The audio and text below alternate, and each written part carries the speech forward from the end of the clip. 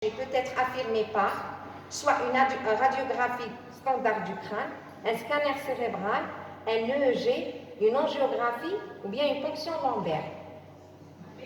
Radiographie, non. Scanner cérébral, oui, sans injection. Un EEG, non. Angiographie. Angiographie, c'est surtout pour rechercher l'étiologie, mais pas pour confirmer le diagnostic de l'hémorragie méningée. La ponction lombaire. Donc, en matière des examens complémentaires, donc on a deux types d'examens complémentaires.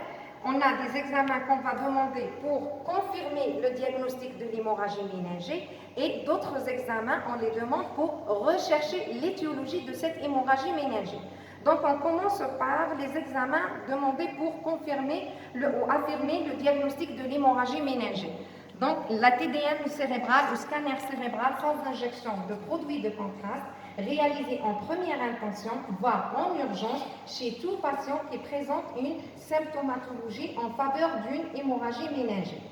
Donc, généralement, l'hémorragie méningée se manifeste sur un scanner normal par une hyperdensité des espaces sous-arachnoïdiens.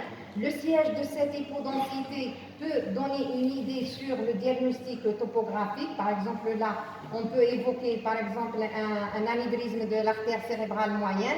Là, c'est beaucoup plus l'artère communicante antérieure et l'artère cérébrale antérieure. Là, c'est la partie postérieure du polygone de Willis. Donc, en fonction de l'importance de l'hémorragie méningée, donc on a des classifications scanographiques, c'est classification de Fischer, ou la classification de Fischer ou modifiée. Généralement, le Fischer 0, c'est un scanner normal et qui n'élimine pas l'existence d'une hémorragie méningée. Fischer 1, c'est un dépôt sanguin moins de 1 mm.